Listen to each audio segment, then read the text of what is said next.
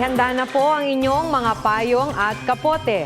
Opisyal nang idineklara ng Pag-asa ang pagsisimula ng tag-ulan.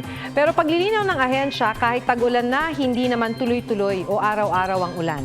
Pwede pa rin daw magkaroon ng monsoon breaks. Posible rin ang mainit na panahon sa ilang lugar pero maaaring hindi na kasing tindi noong tag-init.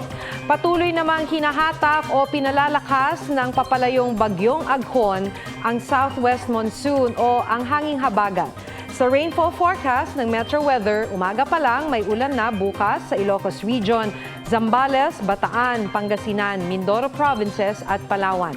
Uulanin din ang iba pang bahagi ng Northern at Central Luzon sa bandang hapon. Posible ang malalakas na ulan kaya maging alerto sa banta ng pagbaha o pagguho ng lupa.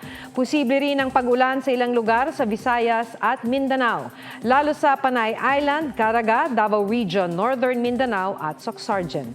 Mataas din ang tsansa ng ulan sa Metro Manila. Samantala, may binabantayang cloud cluster o kumpul ng mga ulap sa kanlurang bahagi ng bansa sa labas ng PAR. Posible raw yang maging low pressure area.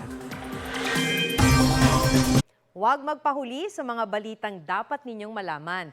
Mag-subscribe sa GMA Integrated News sa YouTube. Sa mga kapuso abroad, subaybayan nyo kami sa GMA Pinoy TV at sa www.gmanews.tv.